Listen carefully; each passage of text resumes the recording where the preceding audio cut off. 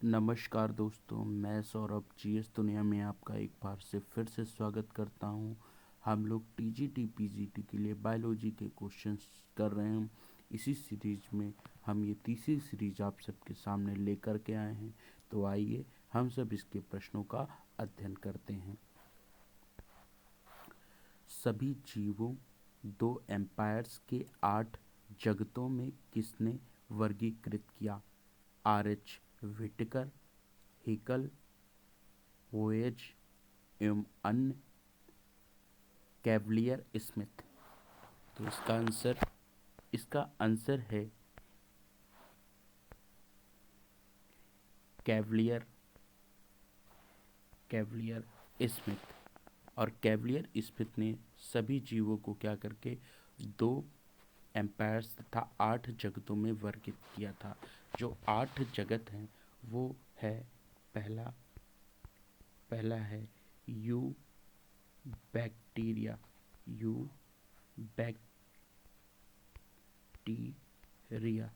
You bacteria you bacteria. दूसरा है Archie bacteria Archie bacteria Archie bacteria. इसके बाद यहाँ पे ये देखिए तीसरा नाम है तीसरा इनका नाम है ऑर्केज आर्के जोवा आर्केजोवा।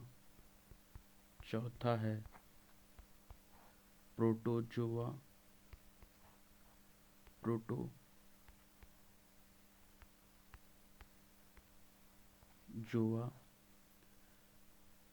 पांचवा है क्रोमिस्टा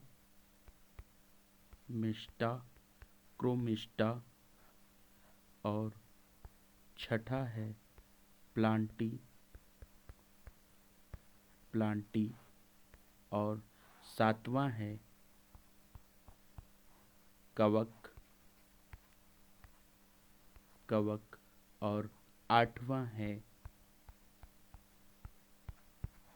है एनीमैलिया एनीमैलिया एनीमैलिया। तो ये इन 8 जगतों में कैवलियर स्मिथ ने सभी जीवों को 2 एम्पायर्स और 8 जगतों में विभाजित किया है। आइए हम नेक्स्ट क्वेश्चन की तरफ चलते हैं। वर्गीकी के अंतर्गत आता है पहचानकर्ता कर्ता। ये कर्ता होगा।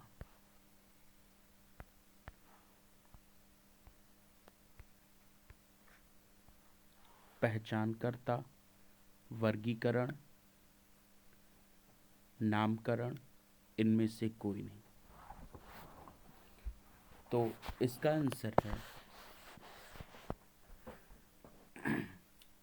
आंसर है डी, इनमें से कोई नहीं। देखिए इस तरह के जंतुओं को पादप वर्गीकरण विज्ञान कहते हैं। मतलब जो जीव विभिन्न गुण और धर्म वाले होते हैं उनको विशेष अलग अलग प्रकार की श्रेणियों में रखा जाता है। और जो मतलब जिस तरीके के जो जंतु एवं पादप हैं इनको वर्गीकरण या वर्गीकी विज्ञान कहते हैं। वर्गीकरण के अंतर्गत सबसे पहला पहचानकर्ता आता है। पहचानकर्ता पहचानकर्ता आता है। उसके बाद क्या है? वर्गीकरण है वर्गीकरण है वर्गीकरण है। उसके बाद की बात आते हैं नामकरण आते हैं। क्या आता है? नामकरण आता है। ठीक। तो ये चीज़ें हैं वर्गीकरण के अंतर्गत, पहचानकर्ता, वर्गीकरण, नामकरण। आइए इसका आंसर है इनमें से सभी।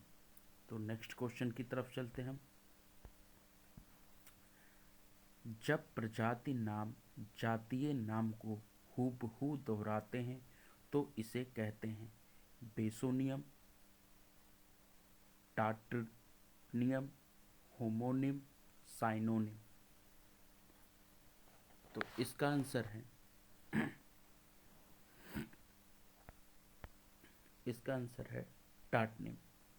जब प्रजाति का नाम जातीय नाम के साथ हूबहू आता है तो इसी को हम क्या कहते हैं, टाटनिम कहते हैं। ठीक है, और यहाँ इसका आंसर है बी। होमोनियम में क्या होता है, उसके टाइप का जो आधार वो दो या दो से अधिक नाम होते हैं। ठीक है, और बेसोनियम में उसकी प्राथमिकता की बात की गई है, जो प्राथमिक स्तर की बात है अंतर जातीय प्राथमिक नाम पे।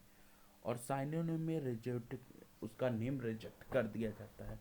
साइनोनिम में क्या है, उसके नाम को रिजेक्शन कर दिया जाता है यहाँ पर। ठीक, तो आइए हम आंसर देखते हैं, नेक्स्ट क्वेश्चन की तरफ चलते हैं। दुई नाम वाले शब्द हैं परिवार और जातिवंश, गण और परिवार, जाति वंश और प्रजाति, प्रजाति और उपजाति। तो इसका आंसर है जाति वंश और प्रजाति। देखिए, द्विनाम पद्धति को कैरोलस लीनियस ने द्विनाम पद्धति को, जो द्विनाम पद्धति है, द्विनाम पद्धति को कैरोलस लीनियस, मैं नेक्स्ट पेज ले लेता हूँ, और द्विनाम पद्धति को कैरोलस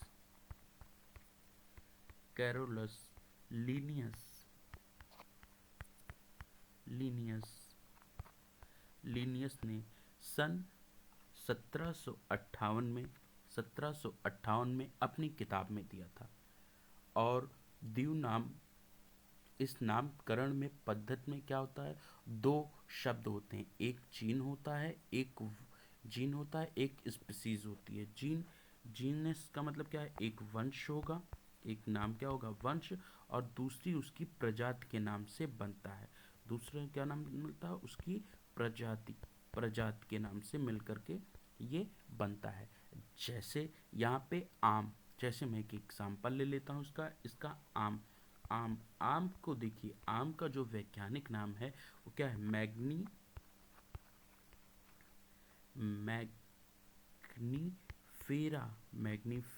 मैग्नीफेरा इंडिका। क्या है, इंडिका। तो इंडिका का मतलब, अब जो जीन है, जो वंश है वो क्या है, मैग्नीफेरा, और जो उसकी प्रजाति है वो क्या है, इंडिका है। ठीक है, तो ये दो नाम पद्धति की है। ठीक, आइए हम नेक्स्ट क्वेश्चन की तरफ चलते हैं अपने। टैक्सॉन शब्द का प्रयोग पहली बार किया गया था। टैक्सॉन शब्द का पहली बार प्रयोग किया गया था। किसने किया था, ICBN ने, ICZ ने, मेयर ने, डी कैंडोल ने। तो इस टैक्सॉन शब्द का पहली बार प्रयोग यहाँ पर मेयर ने किया था, और ये शब्द का प्रयोग इन्होंने 1926 में किया था। इस शब्द का पहली बार प्रयोग 1926 में मेयर ने किया था। आइए नेक्स्ट क्वेश्चन की तरफ चलते हैं। जीवों के नामकरण पद्धति से संबंधित हैं विटकर, स्ट्रीकलैंड। इसमें क्या होगा, केवल ए, केवल बी, या दोनों ए और बी, या इसका आंसर है दोनों सही में। दोनों नहीं, यहाँ पे नहीं होगा, यहाँ सही नहीं होगा, यहाँ पे नहीं होगा। क्या होगा, नहीं होगा, दोनों नहीं। तो इसका आंसर होगा, इसका आंसर यहाँ पर है, इसका आंसर है दोनों सही, मतलब दोनों ए और बी दोनों। देखिए, कैरोलस लीनियस ने, मैंने अभी बताया, जो है उन्होंने क्या 1758 में जीवों के नामकरण के पद्धति नाम दिया। आर.एच. विटकर ने क्या किया था कि, देखिए, आर.एच. विटकर ने जंतु जगत को 5 वर्गों में बांटा था। आर.एच. विटकर मतलब ये R.H. VH Whittaker, VHITTAKR, Whittaker ने क्या किया था, ये जंतु जगत को 5 वर्गों में विभाजित किया था, 5 वर्गों में विभाजित किया था। कब आर.एच. विटकर ने इसको सन 1969 ईस्वी में 5 जगतों में विभाजित किया। अब ये 5 जगत कौन से है इसके, मोनेरा, क्या है, मोनेरा। फिर दूसरा क्या है, प्रोटिस्टा, प्रोटिस्टा, प्रोटिस्टा, प्रोटिस्टा। फिर क्या है, फंजाई। फिर क्या है इसका, प्लांटी, प्लांटी, प्लांटी। और अगला क्या है, एनिमेलिया, एनी एनीमेलिया, एनीमेलिया है, ठीक है ना। तो इसको ये 5 जगहों में किया था। और द्विनामकरण पद्धति से जो है कुछ और वैज्ञानिक हैं जिनका नाम क्या है, स्ट्रीक, देखिए स्ट्रीकलैंड है, दूसरे हैं हेकल हैं, हेकल, और हैं कोपलैंड, कोपलैंड और कैंडलर। ये द्विनामकरण पद्धति के अन्य वैज्ञानिक हैं जिनका इन्होंने द्विनामकरण पद्धति से इन्होंने इनका नामकरण में दिया। लेकिन द्विनाम पद्धति के नामकरण की शुरुआत सबसे पहले कैरोलस लीनियर ने 1758 में की थी। आइए हम अपने नेक्स्ट क्वेश्चन की तरफ चलते हैं। किसी चट्टान की भूवैज्ञानिक आयु निर्धारित की जाती है, जीवाश्म, वनस्पति जाति या प्राणी जात के द्वारा, चट्टानों की रासायनिक संगठना के द्वारा, विकिरण मिति काल निर्धारण के द्वारा, या स्पेक्ट्रम मिति आंकड़ों के द्वारा। तो इसका आंसर है विकिरण मिति काल निर्धारण के द्वारा। इसको इस विधि का विकिरण मिति काल निर्धारण के द्वारा क्या किसी भी भूवैज्ञानिक चट्टानों की आयु का निर्धारण किया जाता है। इसमें क्या है, इसमें रेडियो एक्टिव तरंग, रेडियोमेट्रिक को रेडियो एक्टिव डेटिंग भी कहते हैं, ठीक है। और रेडियो एक्टिव चीज़ों का इसमें प्रयोग करके इसकी चट्टानों का जो है हम अध्ययन करते हैं। तो आइए नेक्स्ट क्वेश्चन की तरफ चलते हैं अपने। निम्न में से कौन ड्यूट्रियोसोम नहीं है, घोघा, तारमीन, छिपकली, सर्प।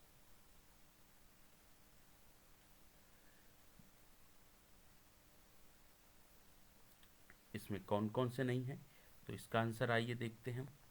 इसका आंसर है इसमें घोघा। घोघा क्या है, ड्यूट्रियोसोम नहीं है, के अंतर्गत नहीं आते हैं।